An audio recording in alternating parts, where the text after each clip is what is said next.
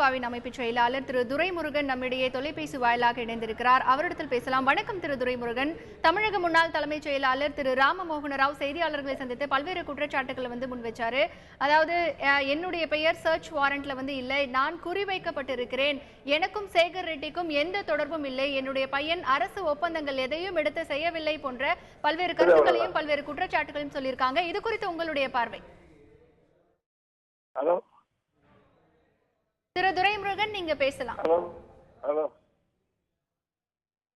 Hello திரு துரைமுருகன், தமிழக முன்னாள் தலைமைச் செயலாளர் திரு ராமமோகன ராவ் செய்தியாளர்களை சந்தித்து நிறைய குற்றச்சாட்டுகளை முன்வச்சிருக்காரு.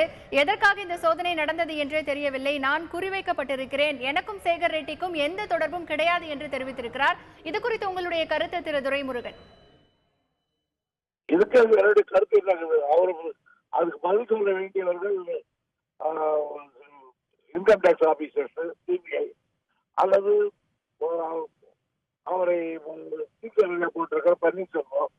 எங்களை கூப்பிட்டு கேட்டீங்கன்னா நாங்க என்ன பதில் சொல்றது? அவருக்கு எனக்கு சேகர் ரெட்டி தெரியாதுன்றாரு. இல்ல தெரியும், ப்ரூவ் பண்ண வேண்டியது அவங்கதான். எனக்கு அவங்களுக்கு தெரியுமா தெரியாதா? எங்களுக்கு எப்படி தெரியும்? திரு துரைமுருகன், அதாவது தலைமைச் செயலகத்தில் இருக்கக்கூடிய தலைமைச் செயலாளர் அறையில முதன்முறையாக வருமான வரித்துறை அதிகாரிகள் சோதனை நடத்தினாங்க. இந்த சோதனைக்கு திரு ராமமோகன் ராவ் அவர்களும் எதிர்ப்பு தெரிவித்து யாரிடத்தில் அனுமதி வாங்கினீங்க அப்படிங்கிற கேள்வியும் எழுப்பியிருக்காங்க. இது குறித்து உங்களுடைய கருத்து?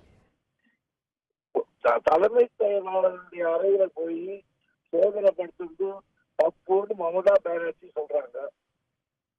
கம்யூனிஸ்ட் கட்சியில் இருக்கிற 2-3 பேர் சொல்லியிருக்காங்க. இன்னும் நாட்டில் 4-5 பேர் சொல்றாங்க. ஆனால் தலைமை கழகத்தினுடைய செயலகத்தையும் ஏற்று பார்க்கிற முதன்மை அமைச்சராக இருக்கிற பன்னீர்செல்வம் இதுவரையில் தலைமை செயலகத்துக்குள் வருமான வரித்துறை நுழைந்தது, தலைமை செயலாளர் அறையில போய் செக் பண்ணது தப்புன்னு அவர் சொல்லியிருக்காரா? யார் சொல்ல வேண்டியவர்? பன்னீர்செல்வம்.